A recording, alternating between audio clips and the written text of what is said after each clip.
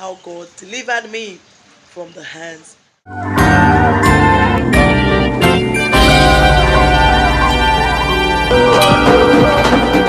Guys, welcome back to my channel. In today's video, I'll be sharing a quick testimony to the glory of God and to the shame of the devil. Guys, I just quickly want to ask, have you had an experience that you were so frightened in your life and you felt like, God, how did I escape this? So this is what happened in my testimony. Please listen and be blessed.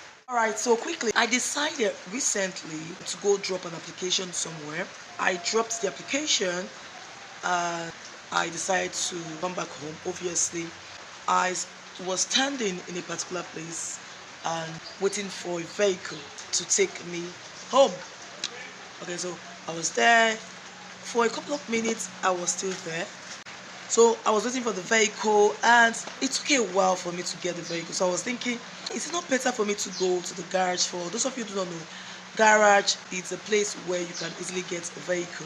So it's more like a protected place where it's safe. People say it's safe and I think it's safe really, because when I was going to the place, I actually took a vehicle from a particular garage to get to where I was going to. So I was like, okay, is it not better if I go to the garage instead of waiting and spending all my time, here? A couple of men were there as well. I noticed there was a guy who was on a bike. He was by my side, making a call. And it didn't really bother me because I felt it was normal. So on second I was like, okay, if I see what happens, so when you start to count cost and leave safety. So I was like, if I take a bike to the garage, I'm going to spend 400 naira. That's Nigerian currency. And then when I get to the garage, I'll take another 1,000 naira to my location. So I was like, okay, I beg, there's no need for me to spend that amount of money. Let me wait. Lo and behold, I was waiting, and then suddenly I saw a taxi stop by, and then I stopped. I was like, okay, I'm going to worry. And they said, come in. And then the guy who was by my side, who was making a call, he said, Madam, no enter that motor. Madam, no enter. I was like, what's wrong? What's happening? I didn't know him, or I don't know the person. My grandma once told me something. Said, someone who tells you a thing, most times they are wiser. So I felt, okay, Oga, like, so since I was not wanting to enter into the vehicle, he immediately drove past. For your information, these persons in the vehicle, matured looking men. They were matured looking. Please let me sit down. It's raining now. I don't know if you can see. It's raining, so I'm outside trying to make this video. Matured men, oh. And then it was when they had gone that they were telling me that these ones were 419. Hey, somebody might think, is that a testimony? It is a testimony. Now, I've had a scenario, we've had several scenarios where people enter into their vehicle, I mean this 419ers vehicle, and then they strip them of their finances, they strip them of everything, put lots of fear into their hearts.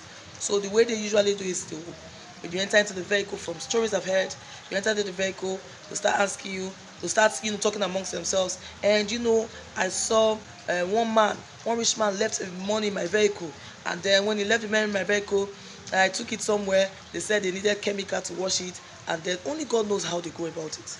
I have a very close person who fell victim to it.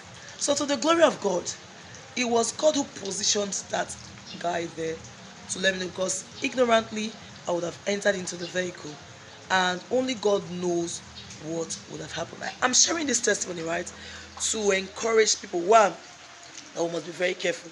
Let's not put money in front of safety. So I was thinking I didn't want to spend too much for this vehicle thing. If I had gone straight to the garage, it would have been better for me. But on the other hand, it gave me a reason, right, to see that I needed to be very careful whenever I'm traveling. And I'm passing the same message to everyone through this testimony, that we need to be very careful. Don't go enter into vehicles from the road. It's unsafe. I've done it, and a lot of people have done it, and they can testify to the fact that entering vehicle from along the road is not safe. But if you have a contrary view, please put it in the comment section below. I'm sure a lot of us would love to know why you think it's safer or it's better to get vehicles from along the road. And then if you are someone who is outside the country, do you have experiences like that? Have you had experiences of people who are out, they call them 419s, who are out to extort people's hard-earned money through this means of entering their vehicles, and then they exploit it. People say they use jazz. I'm not sure about that, I do not know. But whatever it is, we need to be very careful whenever we're traveling. Please go to the garage, enter vehicles from the garage, and then be as prayerful as possible. For us as believers, there's no way we can talk anything without talking prayer, because we believe strongly in the power of God. Please share your thoughts in the comment section below. If you have a quick testimony to share, please share it in the comment section below. Watch out for my vlog, probably on Friday or on Sunday. It's going to be an interesting vlog. Yeah, am I saying it again? But yes, it's going to be an interesting vlog. A couple of things that we can learn. Please share with me in the comment section below. The aim of this video is just to share a quick testimony to the glory of God on this particular Sunday. How God delivered me from the hands of 419ers who would have exploited me, who only God knows would have done the worst. Thank you so much for watching. As always, try to affect lives positively wherever you are. Whether you live in the village or outside the village like me, I live in the village. If you're seeing me for the first time, I am Amanda Omito of the Money and Family YouTube channel, a YouTuber based in where precisely in the Kakame here in Delta State of Nigeria. I'm a mom, a minister's wife, and a lecturer, all this put together. As always, like I said, please try to affect life positively wherever you are, whether you live in the village or outside the village, and always remember this, why that God loves you, just love you more and more. I love you. Please share your testimonies in the comment section below. Until then, bye.